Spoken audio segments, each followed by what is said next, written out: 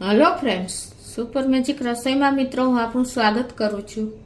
આજે હું આપણે લેડીઝ લોકોને ઉપયોગી ફળિયું કે લોબી કે આપણે પોર્ચ ધોઈએ છીએ ને ત્યારે ઘણી વખત ઘણી લેડીઝને આપણે એક હાથ બરાબર કામ ન કરતો હોય કે આપણો હાથ વ્યવસ્થિત રીતે રહી ગયો હોય કે એ બધા પ્રોબ્લેમ હોય ને ત્યારે ફળિયું આપણે પાણીની ડોલ ઉચકી ન શકતા હોય કે પાણી નાખી ન શકતા હોય એ લોકો માટે ખાસ આ વિડીયો ઉપયોગી થશે.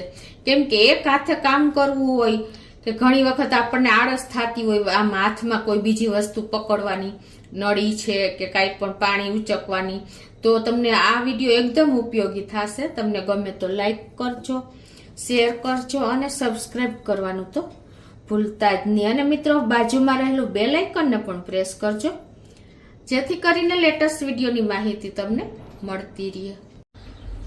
તો મિત્રો જો આ રીતે આપણે પાઇપ છે ને એ આપણે ટેપમાં એટલે કે નળમાં લગાવી દેવાની છે. તો મિત્રો જો આપણે આ રીતે એક હાથે નળી પકડતા હોઈએ છીએ અને પછી આપણે આ રીતે ધોતા હોઈએ છીએ તો શું થાય છે, ઘણી વખત આપણને એક હાથ ફાવતો નથી હોતો કે ઘણી વખત આપણે હાથ કામ નથી કરતો. તો એના માટેનું સોલ્યુશન બતાવું છું. તો જો તમારે એક જ હાથ કામ કરતો હોય કે ઘણી વખત કંટાળો આવતો હોય એકબીજા હાથે નળી પકડવાનો એટલે કે આવડિયા પાઇપ પકડવાનો, તો તમારે શું કરવાનું, આ રીતે આપણે ચપ્પલ તો પહેર્યા જ હોય છે તો આ રીતે તમારે ચપ્પલમાં પાઇપ લગાવી દેવાની છે. આ જે એ લોકો માટે છે કે જેને કંટાળો આવે છે, જેને હાથ કામ બરાબર નથી કરતો કે ઘણી વખત હાથમાં ખાલી ચડી જાય છે. તો આ રીતે તમારે ચંપલમાં પાઇપ લગાવી દેવાની અને પછી નળ ચાલુ કરી દેવાનો. તો જુઓ મિત્રો, તમે જેમ જેમ આગળ જેમ હાલતા જશો ને એમ તમને નળી પાણી સાથે આવતું જશે. પાણીની પાઇપ ને આ બધું જુઓ ઈઝી પડશે તમને. તો જો તમે આવી રીતે હાલતા જશો અને પાણીની પાઇપ તમારી સાથે સાથે જ ફરતી જશે. જો મિત્રો આ કેટલું ઈઝી પડે છે. ગમે એટલું તમે ડોલ ન ઉચકી શકતા હો કે તમે કાંઈ પણ ના કરી શકતા હો ને તો આ રીતે તમે જેમ આગળ હાલતા જશો ને એમ તમારું પાણી કામ કરતું જશે. હારે પાઇપ જુઓ મિત્રો છે ને આ રીતે તમારે ખાલી આગળ પગ જ ચલાવવાનો છે અને સાવરણો ચલાવવાનો છે. એકદમ ઈઝી પડશે. જુઓ મિત્રો, તો જુઓ મિત્રો આટલું ઈઝી મેથડ તમને હું બતાવું છું કે આ એકદમ તમને સરળ પડશે છે ને.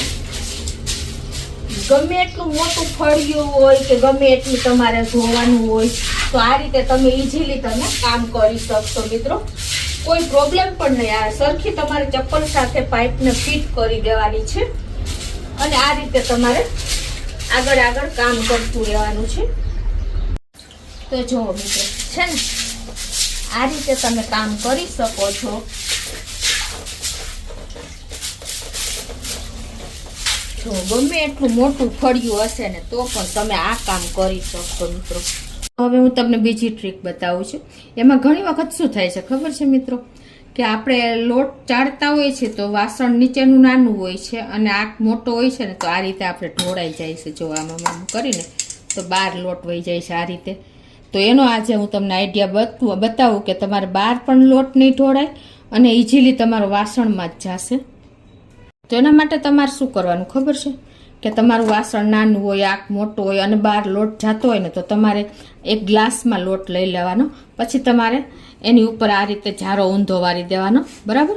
પછી તમારે એને આ રીતે ચાળી લેવાનો છે. જો આવી રીતે તમને ખ્યાલ આવી ગયો. આ રીતે તમે ચારશો ને એટલે તમારો લોટ પણ બહાર નહીં નીકળે અને ઇઝીલી તમારા નાના વાસણમાં મોટો આંક હશે ને તો પણ તમારો લોટ ચડાઈ જશે. જોયું તમે?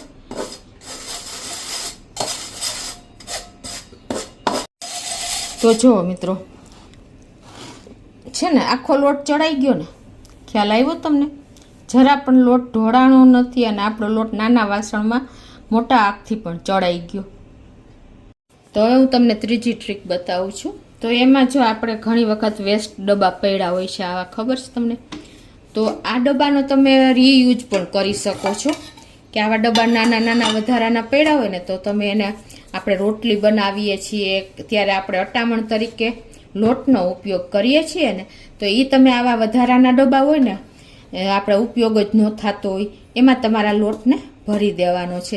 એટલે તમારે ગમે ત્યારે ડબ્બામાંથી જ્યારે લોટ બાંધો ને રોટલી માટેનો, ત્યારે તમારા સ્પેશિયલ ડબ્બો હશે ને તો તમારો મોટા ડબ્બાનો લોટ પણ નહીં બગડે અને આ વેસ્ટેડ ડબ્બાનો પણ તમારે ઇઝીલી જો ઉપયોગ થઈ જશે અને તમે આને ગમે ત્યારે તરત જ લઈ શકશો રોટલીના આટામણ માટે, કે વધારે મોટો થોડોક ડબ્બો હોય તો તમે રોટલીનો લોટ પણ આમાંથી જ ડાયરેક્ટ લઈ શકો.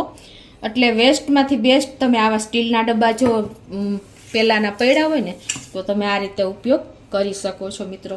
તો તમને ચોક્કસ આ ત્રણેય ટ્રીક ઉપયોગી થશે લેડીઝ લોકોને.